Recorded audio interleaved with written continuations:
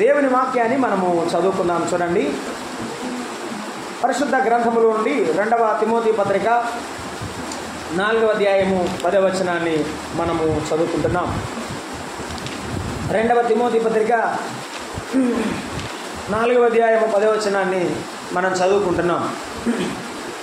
నా యొద్దకు త్వరగా వచ్చుటకు ప్రయత్నము చేయము. దేమా ఇహలోకమును స్నేహించి నన్ను విడిచి తెసలోనికకు వెళ్ళాను. క్రేస్కే గలతీయకును తీతు దల్మతీయకును వెళ్ళిరి. క్రేస్కే గలతీయకును తీతు దల్మతీయకును వెళ్ళిరి. లూకాసు వార్త 10వ అధ్యాయం 1వ వచనం. లూకాసు వార్త 10వ అధ్యాయము 1వ వచనాన్ని మనం చదువుకుంటున్నాం.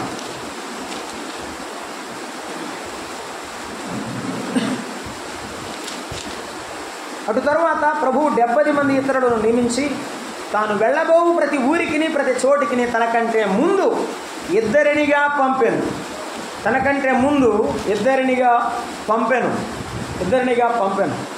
మరొకసారి చదువుకుందాం. అటు తరువాత ప్రభువు 70 మంది ఇతరులను నియమించి తాను వెళ్ళబోవు ప్రతి ఊరికిని ప్రతి చోటికిని తనకంటే ముందుగా ఇద్దరిని పంపెను. అపోస్తల కార్యముల గ్రంథము 1వ అధ్యాయము 15వ వచనం కూడా చదువుకొని ప్రార్థన చేసుకుందాం.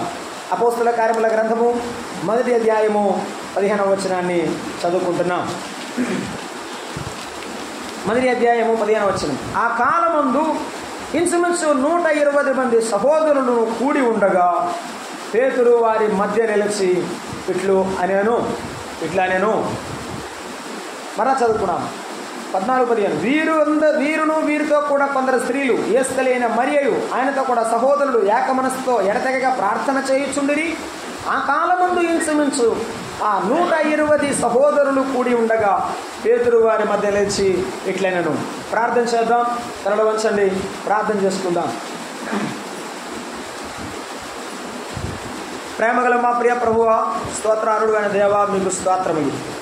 2014వ సంవత్సరం నుండి 24వ సంవత్సరం వరకు గవన వారి పాళెములో నజరేతు ప్రార్థనా మందిరములో మీ బిడ్డలతో నాకు ఇచ్చిన సంబంధమును బట్టి స్తోత్రములు. ప్రభువా, దేవా, ఎన్నో ఒడిదుడుకులు, ఆటుపోటు, శోధన సమయములు, ప్రతి వాటిని కూడా దాటిస్తూ మమ్మల్ని ముందుకు నడిపిస్తూ మీ సేవలో ఆత్మలనిచ్చి ఆత్మీయమైన అనుబంధమును సంఘముతో ఏర్పరచి ఇంతకాలము మమ్మను కాపాడుచు వచ్చిన తండ్రి, మీకు స్తోత్రములు. ఈ మధ్యాహ్న వేళ మీ మాటలు మేము చదువుకున్నాము, మీ వాక్యమును మేము నాయన వినగోరుతున్నాము. సహాయం చేయండి ప్రభువా. మీ మాటల ద్వారా మేమందరము ఊరడింపబట్టకు, ఉజ్జీవింపబట్టకు, పురికొల్పబట్టకు సహాయం చేయమని, అందరిలో అన్ని విధాలా పనిచేయకు కృప చూపమని, సాతాను ఆటంకాలు తొలగించమని, మీ నామమునకు మహిమ తెచ్చుకోమని క్రీస్తు యేసు నామమున వేడుకొనుచున్నాము తండ్రి, ఆమేన్. ప్రభువునందు ప్రియమైన సహోదరులారా, సహోదరులారా, అపోస్తలుడైన పౌలు తిమోతికి రాసిన 2వ పత్రిక 4వ అధ్యాయము 10వ వచనంలో మనం చదువుకున్నాం. పౌలు భక్తుడు చాలా బాధలో ఉన్నాడు. అది చివరి దశ, ఆయన చివరి కాలం, ముగింపు కాలం. ఇక రోమా ప్రభుత్వం ఆయనను బంధించి సంహరించే సమయం అది. నేను చనిపోబోతున్నాను అని పౌలు భక్తుడు అంటున్నాడు. నా కాలం సంపూర్ణమైంది, నా విశ్వాసం కాపాడుకున్నాను, నాకు నీటి కిరీటం ఉంచబడింది అని చెప్తున్నాడు. అర్థమైంది చనిపోతానని. ఆయన వెళ్ళిపోయేటప్పుడు చెప్పిన మాటలు, ఆ మాటలో ఒక మాట చెప్పాడు. ఏమనంటే,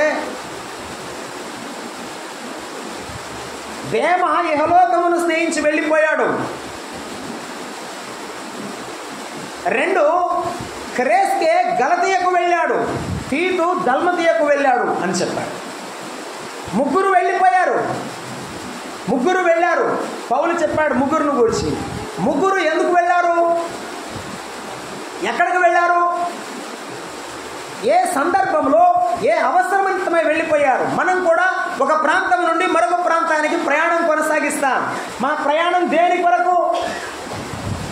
దేమా యొక్క ప్రయాణం యెహోలోకమును స్నేహించాడు, లోకములో కలిసి అని పౌలు చెప్పకనే చెప్పారు. దైవజనుడు పౌలు లోకములో కలిసిపోయిన దేమాను గురించి చెప్పాడు. మరి ఇద్దరిని గురించి చెప్పాడు కదా, ఎవరిని గురించి? క్రేస్కే తీతును గురించి చెప్పాడు. ఇద్దరు కూడా వెళ్ళారు అన్నాడు, కానీ వారు లోకాన్ని స్నేహించి వెళ్ళిపోయారని చెప్పలేదు. క్రేస్కే ఎక్కడికి వెళ్ళాడు? గలతీయకు వెళ్ళాడు అని చెప్పాడు. దేవుని పని నిమిత్తమై అక్కడ గలతీయ సంఘం ఉన్నది. అపోస్తలుడైన పౌలు గలతీయులకు రాసిన పత్రిక ఉన్నది కదా, ఆ గలతీయ అనే ప్రాంతంలో సంఘం ఉన్నది. ఆ సంఘములోనికి వెళ్ళాడు. ఎవరు? క్రేస్కే. అమ్మ అందరూ ఈ మాట చెప్పండి. మనం ఇప్పుడు ధ్యానం చేయబోయే అంశం ఏమిటంటే, ఒక వ్యక్తి పేరు ఏమిటంటే క్రేస్కే. ఏం పేరు చెప్పాలి అందరూ? క్రేస్కే చెప్పండి. బహుశా ఈ పేరు ఎవరు పెట్టుకుని ఉంటారు, నేను ఎప్పుడు వినలేదు కూడా. బైబిల్లో చదవడం తప్ప పేరు పెట్టుకున్న మనుషులు నేను ఎవరు చూడలేదు. క్రేస్కే గలతీయకు వెళ్ళాడు. గలతీయులు సామాన్యమైన వారు కాదు, వారికి ధర్మశాస్త్రం మీద చాలా పట్టు ఉన్నది, వాక్యము చాలా తెలుసు వారికి. అందువల్ల వారి మధ్యకు ఈ యవన బిడ్డను దేవుడు పంపిస్తున్నాడు. ఆ తర్వాత తీతును పంపించాడు దల్మతీయకు. పన్నిమిత్తమే పంపించాడు. మనము ఎక్కడ నుండి ఎక్కడికి ప్రయాణం చేసినా దేనికోసం ప్రయాణం? మన ప్రయాణం దేవుని పని కొరకే, దేవుని యొక్క నామ మహిమ కొరకే మన ప్రయాణం. మన ప్రయాణాలు దేవుని కొరకు నిలబడాలి అంతే, దేవునికి కొరకు తప్ప వేరొక దాని కొరకు కాకూడదు. అలా అయినప్పుడు మాత్రమే మన కుటుంబాలు సురక్షితం, దేవుని నామమునకు మహిమ. క్రేస్కే అంటే అర్థం ఏమిటంటే, అభివృద్ధి అని అర్థం. ఏమిటమ్మా అర్థం చెప్పండి? అభివృద్ధి. గమనిస్తున్నారా? నమ్మిన ప్రతి ఒక్కరిలో దేవుడు ఆశించేది ఏమిటంటే అభివృద్ధి. ఈ లోకంలో చాలా మంది కూడా చదువుకున్న తర్వాత కావాలంటారు, ఏమని? డెవలప్ అవ్వాలండి అంటారు. ఏమవ్వాలి? అభివృద్ధి అవ్వాలి. చదువుకునేవారు అభివృద్ధి చెందాలి. వ్యవసాయం చేసినా, వ్యాపారం చేసినా, ఉద్యోగం చేసినా, ఏమి చేసినా ప్రజలందరూ కోరుకునేది ఏమిటి? అభివృద్ధి అవ్వడమే, దినదినాభివృద్ధి చెందడమే. దినాలు గడుస్తున్నప్పుడు ఆ వ్యక్తి ఉన్నతమైన స్థానానికి అంచెలంచెలుగా వెళ్ళాలని ప్రతి ఒక్కరూ కోరుకుంటారు. నేను కోరుకోనా? నీవు కోరుకోవా? కోరుకోరా? సొమ్ములో అభివృద్ధి, ఆస్తిలో అభివృద్ధి, ఉద్యోగపు పొజిషన్స్ అంటారు చూడండి, స్థితిగతులలో అభివృద్ధి కోరుకుంటారు. కానీ యేసయ్య కూడా మన ఆత్మీయ జీవితంలో అభివృద్ధిని కోరుకుంటారు. లోకంలో వారు కోరుకునే అభివృద్ధి లోక సంబంధమైన అభివృద్ధి. చిన్నపిల్లల్ని తల్లిదండ్రులు ఏమంటారు? ఒరే ఎన్ని సంవత్సరాల నుంచి ఎదగకుండా ఉంటాడు రైడు అంట. పెరగాలి, పిల్లలు ఏమవ్వాలి? పెరగాలి, అభివృద్ధి అవ్వాలి. వాడు చిన్నవాడు పెద్దవాడై చాలా బలవంతుడై నీ ఇంటి కొరకు నీ కొరకు నిలబడితే నీకు సంతోషం. స్థానిక సంఘంలో ఉన్న బిడ్డలు దినదినము వాక్యము నేర్చుకుంటూ, ప్రార్థనలో ఉంటూ, సహవాసములో ఉంటూ, ఉపవాస కూడికల్లో పాల్గొనుకుని పొందుతూ వారు బలపరచబడి అభివృద్ధి చెందితే సంఘములో సేవకునికి, సంఘ పెద్దలకు, సంఘములో ఉన్న ఆత్మీయులకు ఆనందం. నీలో నాలో కావాలని దేవుడు కోరుకుంటున్నది కూడా ఆత్మీయమైన చెప్పండి అభివృద్ధి. ఆత్మీయమైన అభివృద్ధి. ఈ ఆత్మీయమైన అభివృద్ధి లేకపోతే ఆత్మ, నీలో ఉన్న దేవుని ఆత్మ, నీ అంతరాత్మ ఏమైపోద్ది చెప్పండి? మొదట నిద్రపోద్ది, తర్వాత ఆరిపోద్ది. నిద్రపోయేటప్పుడు దుఃఖపడతాడు పరిశుద్ధాత్ముడు, ఆరిపోయినప్పుడు ఏమంటాడంటే విడిచిపెడతాడు. ఈ రెండింటిలో ఏది జరగకుండా కాపాడుకోవాలి మనం. ఈ విషయంలో మనము జాగ్రత్తగా ఉండాలి. క్రేస్కే అంటే అభివృద్ధి చెందవలసిన మనము ఈ క్రేస్కేను గురించి ఆలోచన చేద్దాం. 3 మాటలు మీకు నేను అప్పగించగలుగుతాను, అందుకని 3 వచనాలు చదివాను అక్కడక్కడ. దేవుడు ఈ క్రేస్కే ఎవరంటే యేసు ప్రభువు చేత పిలువబడిన 70 మందిలో ఒకడు. యేసు ప్రభువు చేత పిలువబడిన 70 మందిలో ఒకడు. 70 మందిలో ఒకడు. చదువుతారా? లూకాసు వార్త 10వ అధ్యాయం 1వ వచనం. లూకాసు వార్త 10వ అధ్యాయం 1వ వచనం. అటు తరువాత ప్రభువు 70 మంది ఇతరులను, అంటే ఇతరులు ఎందుకన్నాడు ఆ మాట? 12 మందిని ఆల్రెడీ శిష్యులుగా నియమించాడు కదా. ఆ 12 మంది శిష్యులు కాక మరొక 70 మంది శిష్యులను ఆయన ఏం చేశాడు? నియమించాడు.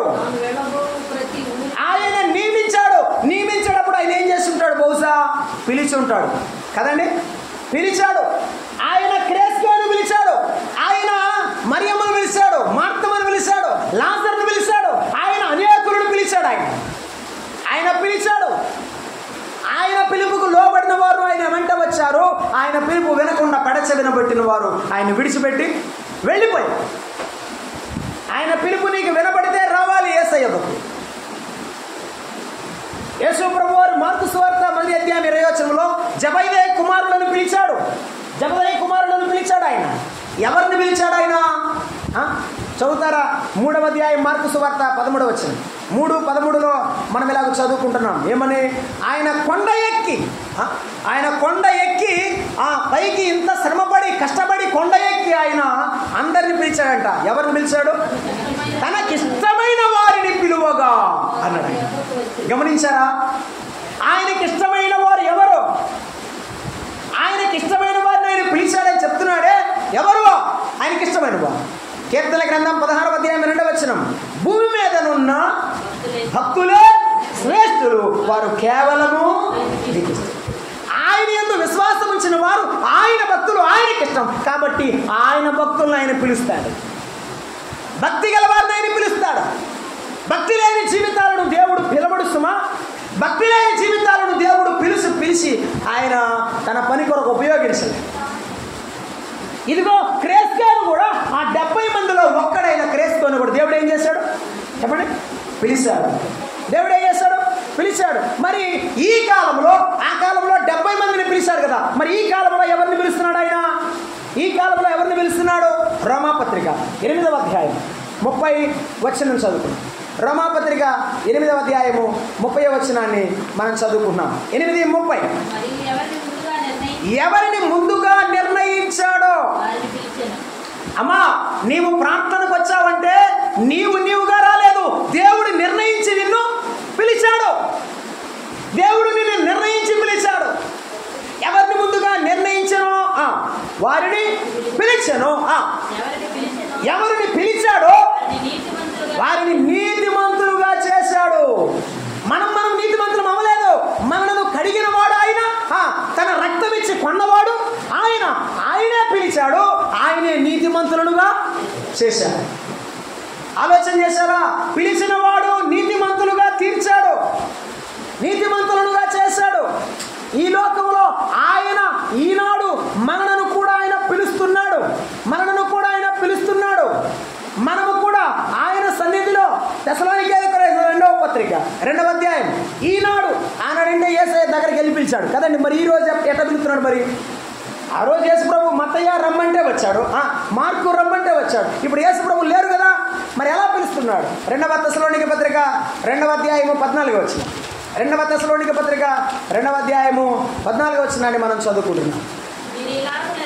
మీరు ఇలాగున రక్షింపబడి. ఎప్పుడైతే దేవుడు పిలిచాడో పిలిచిన పిలుపు వలన మనము లోబడి ఆయన దగ్గరికి వచ్చాం. అబ్రహాము దేవుని నమ్మే మాత్రం ఎంత నీతిగా ఎంచబడను అంతే. ఇంకొక మాట అన్నాడు రోమీయులకు రాసిన పత్రిక 4:18 నిరీక్షణకు ఆధారము లేనప్పుడు అబ్రహాము దేవుని నమ్మిన అబ్రహామును దేవుడు తీసుకొని వచ్చాడు. ఎక్కడికి తీసుకొచ్చాడు? పిలిచి దేవుడు ఆ కనాను దేశం మొత్తాన్ని చూపించి ఈ సంతానం అంతటికి కూడా ఈ దేశాన్ని నేను ఇస్తానని దేవుడు వాగ్దానం చేశాడు.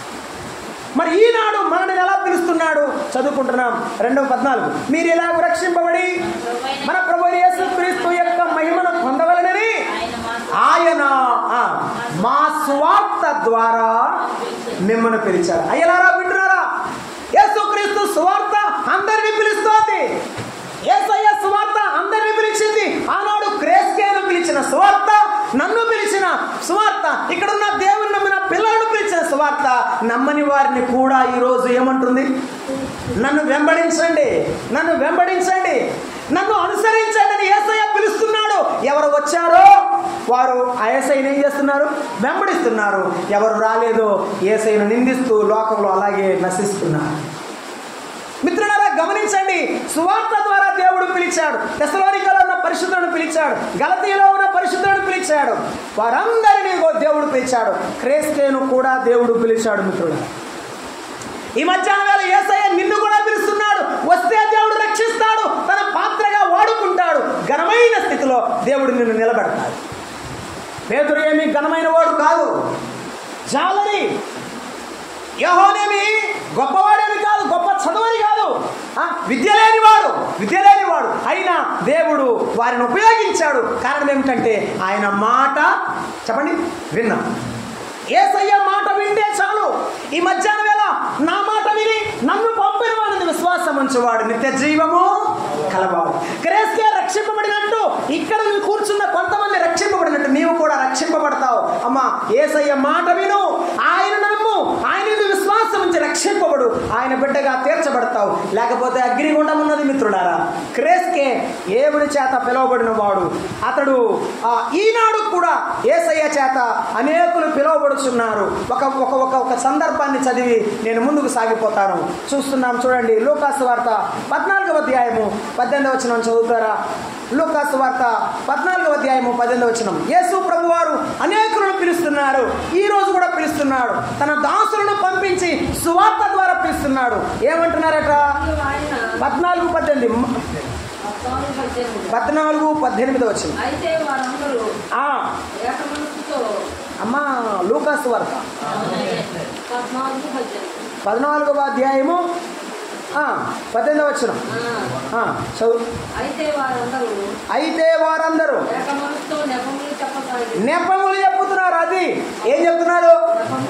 దేవుని దాసులని స్వార్థ చెప్తుంటే, అయ్యా పిల్లలు పుట్టినాక నమ్ముకుంటాం, అయ్యా మాకు ఉద్యోగం వచ్చినాక నమ్ముకుంటాం. చాలా మంది నెపములు చెప్తున్నారు. క్రీస్తే పిలవగానే వచ్చాడు. సుంకపు గుత్తదారుడైన మత్తయి పిలవగానే ఏం చేశాడు? యేసయ్యను మీరు వచ్చి నన్ను వెంబడించండి అని కానీ వెంబడించేశారంతే. కానీ ఈ రోజున చాలా మంది ఏం చెప్తున్నారట? నెపాలు చెప్తున్నారు. ఆ నెపాలు ఏంటో 2-3 చెప్పాడు, చదువుకున్నాం. మొదటి వాడు ఏమన్నాడు? నేను ఒక పొలం కొన్నాను. ఏం చేస్తాడు పొలంతో? దాన్ని చూడాలంతే. అంటే అర్థం ఏమిటి? చూడటం అంటే పొలం చుట్టూ తిరిగి వస్తాడా? వ్యవసాయం చేస్తాడు. నేను వ్యవసాయం చేస్తాను కాబట్టి నేను ఇప్పుడు రాలేదు. నాకు వ్యవసాయం ముఖ్యం, నీ పిలుపు కాదు. నాకు వ్యవసాయం ముఖ్యం, నీ పిలుపు కాదు. రక్షణ విషయంలో 3 పిలుపులు ఉంటాయి. 1, పాపిని దేవుడు పిలుస్తాడు రక్షించడానికి. 2, రక్షింపబడిన వారిని పిలుస్తాడు తన పని కోసం.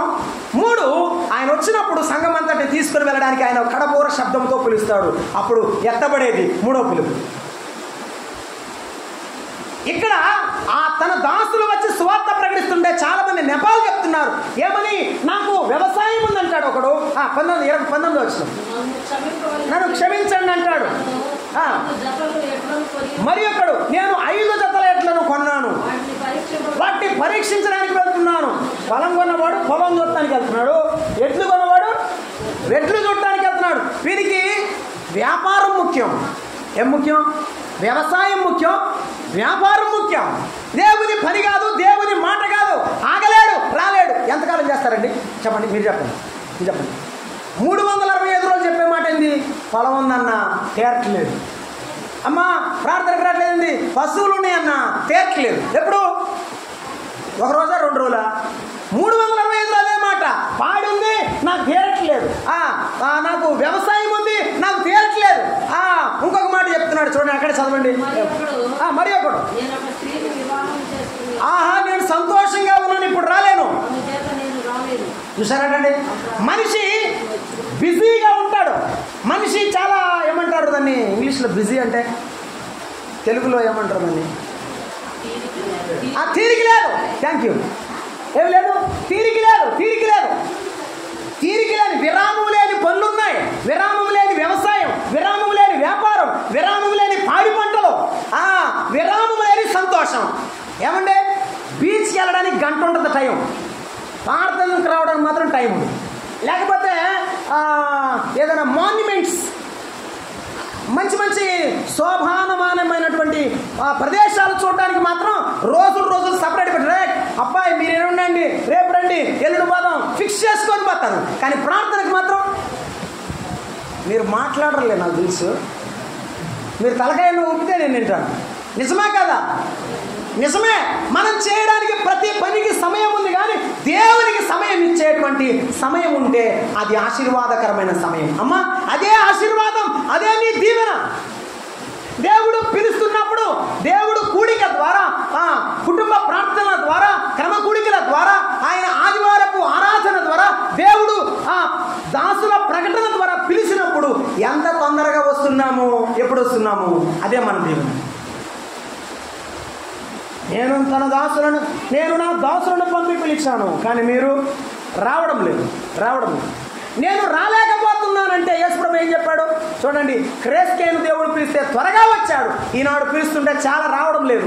ఒకవేళ దేవుడిని నమ్ముకొని మనం పిలుస్తున్నా కూడా రారు కొంతమంది. ఏం చేయాలి మరి? 21 ఏమన్నాడు? అప్పుడు ఆ దాసుడు తిరిగి వచ్చి, అది అయ్యా నేను సువార్త ప్రకటించాను, ఎవరు నమ్మలేదు ప్రభువా, నీ సహాయం చేయ ప్రభువా అని ప్రభువుకు మరలా ప్రార్థన చేయాలి. ఈ దాసుడు తిరిగి వచ్చి తన యజమానుడికి చెప్పాలి. ఎంతమంది నమ్మారో ఎంతమంది నమ్మలేదో దేవుడికి చెప్పాలి లెక్క. ఈ లెక్క నేను చెప్పాలి, ఈ లెక్క నీవు చెప్పాలి.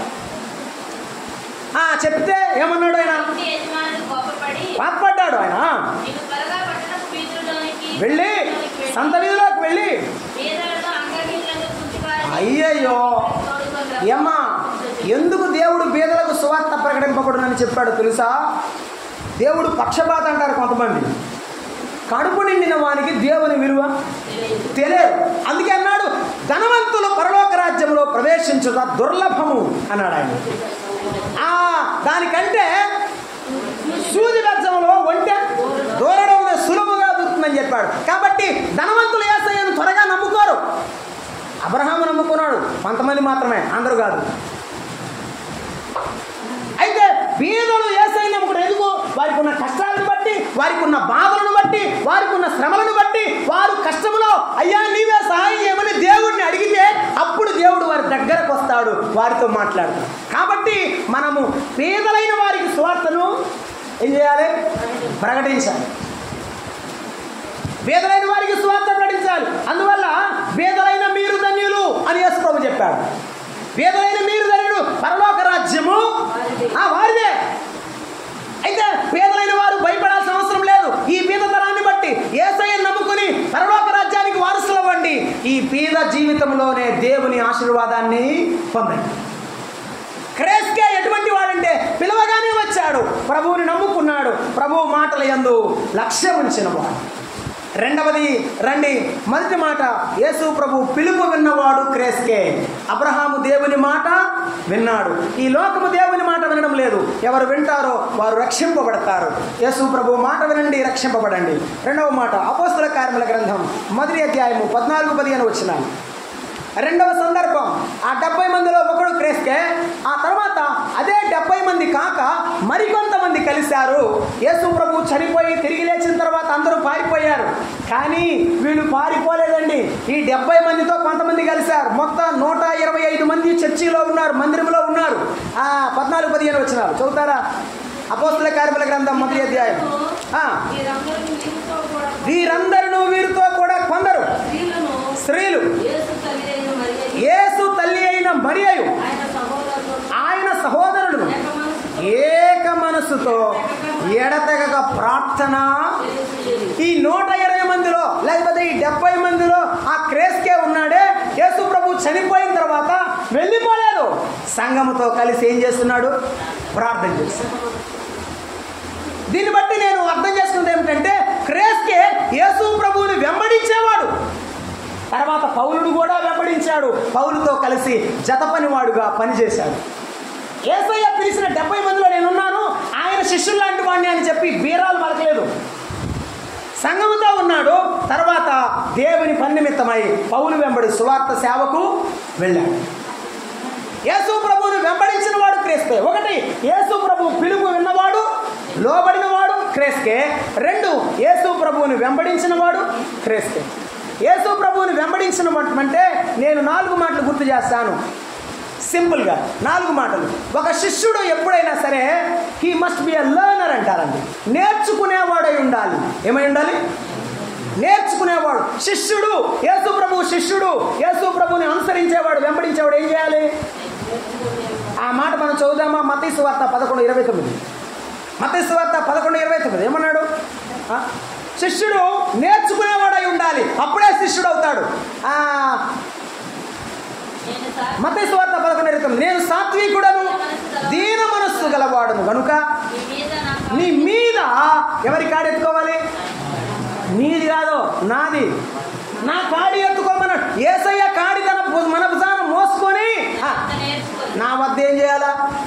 అమ్మ, నేర్చుకోవాల్సింది యేసయ్య దగ్గర, యేసయ్య పాదాల దగ్గర. ఉదయకాలమే 4 గంటలకే లేచిన తర్వాత మోకాళ్ళ మీద నేర్చుకో. దేవుని బైబిల్ గ్రంథాన్ని చదువుతూ నేర్చుకో. దేవుడు నేర్పిస్తా. శిష్యుడు అయితే నీవు నేర్చుకోవాలి. ఏ శిష్యుడు తన బోధకుని కంటే మించినవాడు కాదు, ఘనుడు కాదు. అలాగైతే యేసయ్య కొండలకు వెళ్ళి నేర్చుకున్నాడు, మోకాళ్ళ మీద ప్రార్థన చేసి నేర్చుకున్నాడు. నీవు నేనేం చేయాలా చెప్పండి? యేసయ్యను వెంబడిస్తే ఏం చేయాలా? నేర్చుకో. నా గొర్రెలు నన్ను వెంబడిస్తాయి, నా గొర్రెలు నా మాటను వింటాయి అని చెప్పాలి. నా స్వరం వింటాయి, అవి నన్ను వెంబడిస్తాయి. వెంబడించే ప్రతి గొర్రె ఏం చేస్తుంది? యేసయ్య మాటలు వింటుంది, నేర్చుకుంటుంది. కాబట్టి we must be a learner first. మనము నేర్చుకుంటే కూర్చుకుంటాము, మన జీవితం ధన్యమైపోతుంది. ప్రతి శిష్యుడు నేర్చుకోవాలని మనం చూస్తున్నాం. మొదటి దశ, శిష్యులుగా ఎదిగే వాళ్ళు ఎలా ఉంటారంటే మొదటగా నేర్చుకుంటారు. ఏం చేస్తారు? నేర్చుకుంటారు. రెండవ దశ ఏంటంటే 2వ తిమోతి పత్రిక 1వ అధ్యాయం 16వ వచనం. ఇదేమిటంటే డెవలపింగ్ లెవెల్ అంటారండి, అభివృద్ధి చెందే దశ. మొదటి దశ నేర్చుకుంటాడు, రెండవ దశ అభివృద్ధి చెందుతాడు. ఎలా చూడాలి? 2వ తిమోతి పత్రిక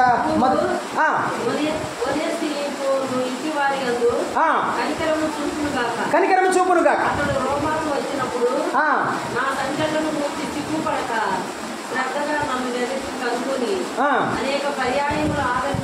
ఆదరించాడు. మా 2వ తిమోతి పత్రిక 1:6 1:6. ఆ హేతువు చేత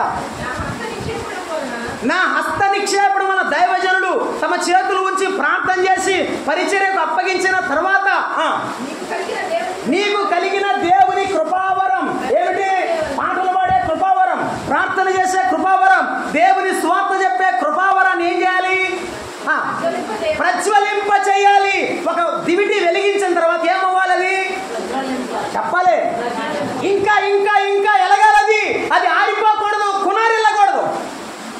శిష్యుడంటే నేర్చుకునేవాడు. అలాగూ నేర్చుకున్నవాడు ఏం చేస్తాడు? అంచెలంచెలుగా మెట్లుగా ఏం చదువుతాడు? ఎదుగుతాడు. ఎదగకుండా ఉన్నాడంటే శిష్యుడు కాదు. నేర్చుకోవడం లేదంటే శిష్యుడు కాదు. క్రేస్కే ఎదిగినవాడు యేసయ్యతో ఉన్నాడు, ఆదిమ సంఘముతో ఉన్నాడు, పౌలుతో సువార్త పనిలో ఉన్నాడు.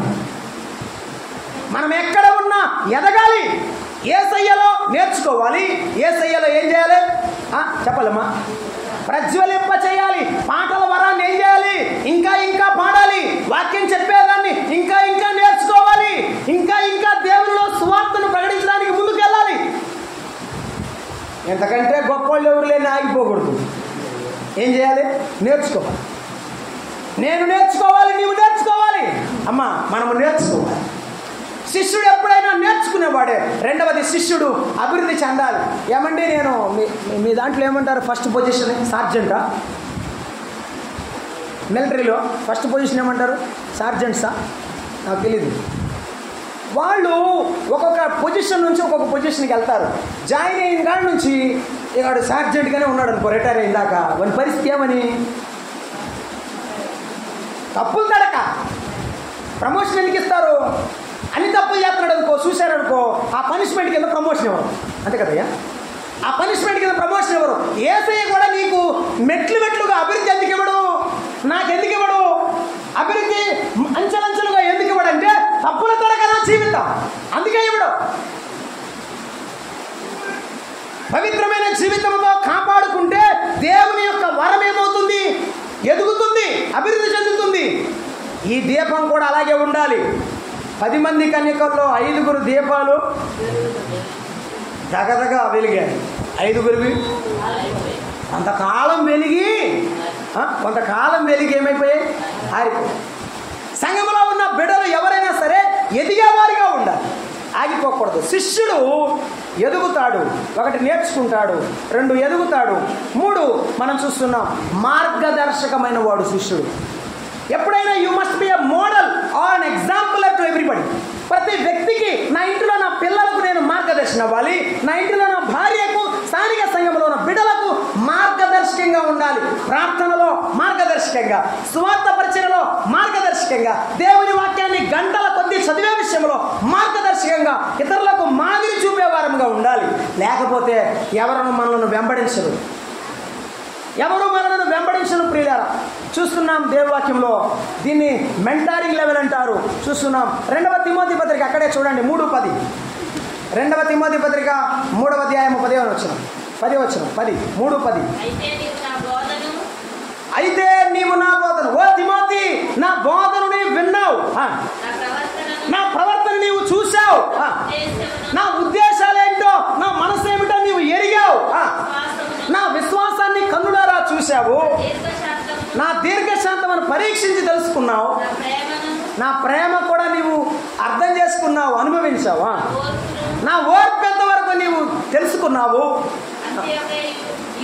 అంత్యోకయ యూకోనియా పట్టణాల్లో అన్ని శ్రమలు బాధలు నువ్వు చూసావన్నాడు. చూసారా? ఏం చేయాలి అమ్మా? వినమ్మా, మనము మన పిల్లలకు మన జీవితాన్ని ఏం చేయాలి? చూపించాలి. తిమోతికి అపోస్తలుడైన పౌలు తన జీవితాన్ని ఏం చేశాడు? చూపించాడు. నేను ప్రయత్నం చేశాను, నాకు చేత కాలేదు. ఈ సంఘంలో 10 ఏళ్ళ నుండి ప్రయత్నం చేశాను. మీ మధ్య ఆరాధన చేస్తూ బయటికి వెళ్ళి సువార్త ప్రకటించాను, మాదిరిగా ఉండాలని.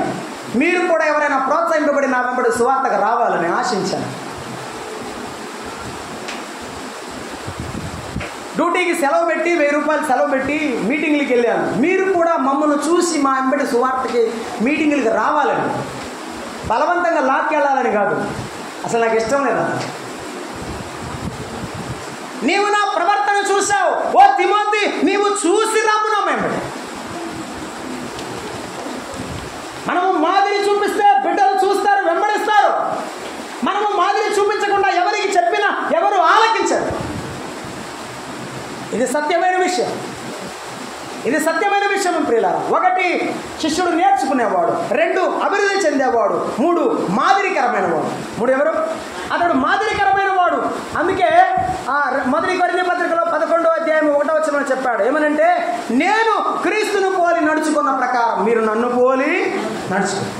నేను యేసయ్య పోలి నడుచుకున్నాను, పిల్లారా మీరు కూడా నన్ను పోలి నడుచుకోండి.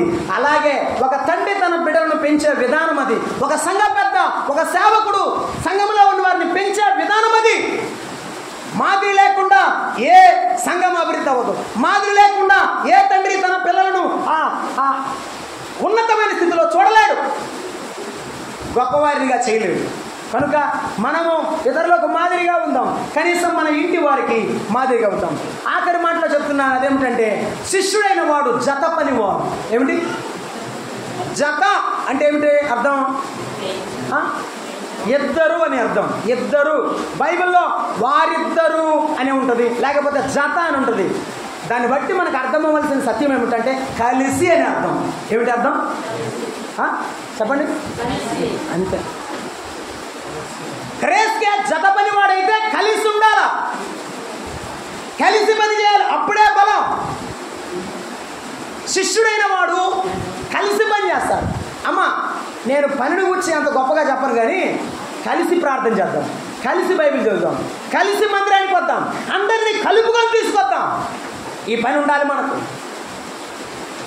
కొంతమంది వృద్ధులు ఉన్నారు, అందరినీ పిలిచి ఇంటింటికి వెళ్ళి పిలిపించుకుని తీసుకొస్తారు. వాళ్ళు వెళ్ళిపోతే ఎవరు పిలుస్తారు? నువ్వే పిలవాలి, నేనే పిలవాలి. సంఘంలో అటువంటి పని కట్టుకొని చేసేవారు ఎవరైనా ఉన్నారా? వారు దేవుని సన్నిధిలో ఆశీర్వదింపబడే పిల్లలు. వారి కుటుంబాలు కానీ స్థానిక సంఘము కానీ అలాగే బలంగా ఉంటుంది. క్రేస్కే జత పని వాడని చెప్పడానికి పౌలు సిగ్గుపడలేదు. బాధపడుతున్నాడు కాదు, సంతోషపడుతున్నాడు. ఏం చెప్తున్నాడంటే, క్రేస్కే దల్మతీయకు వెళ్ళాను అని.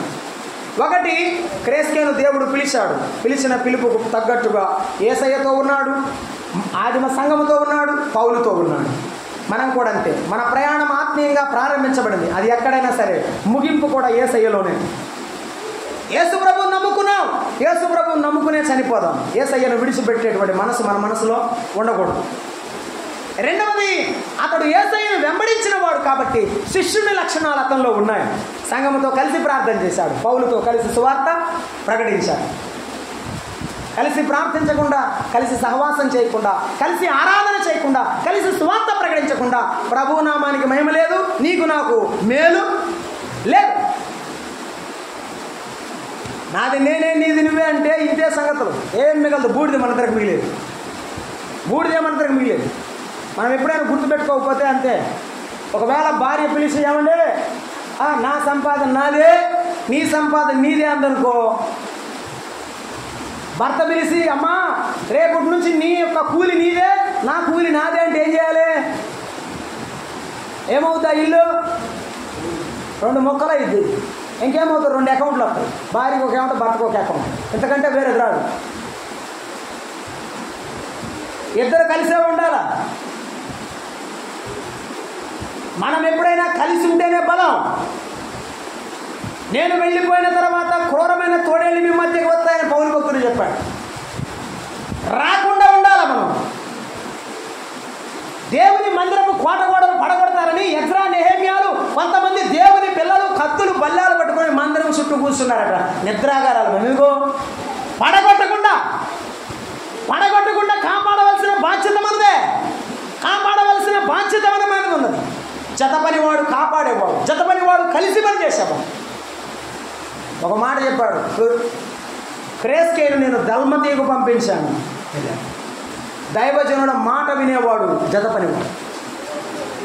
ఆత్మీయమైన వాడి కోసం, నా కోసం పోయాను, నీ కోసం పోయాను కాదు.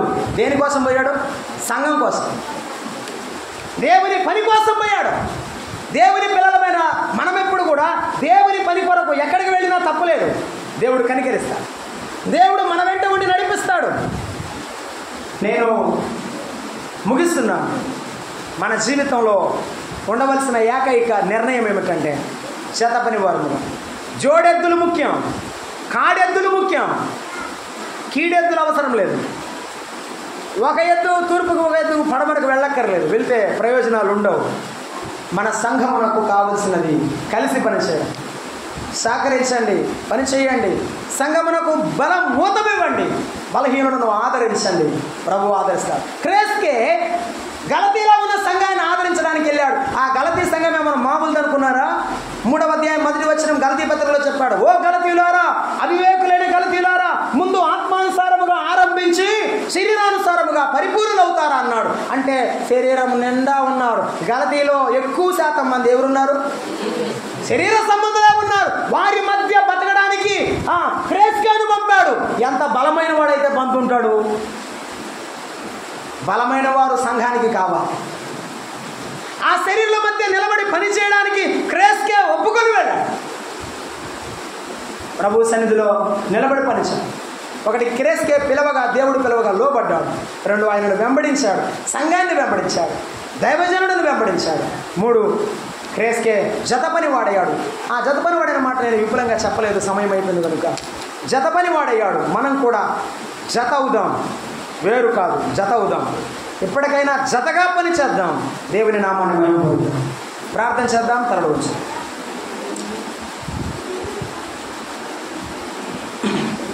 ప్రేమైనటువంటి సోదరి సోదరులారా, దేవుని బిడ్డలారా, ప్రభువు మనను పిలిచాడు, లోబడి వచ్చాను. ఆయనను వెంబడిద్దాం. ఆయన సత్యాన్ని, సంఘమును మర్చిపోకుండా వెంబడిద్దాం. ఇప్పుడు ఆయన పని కలిసి చేద్దాం.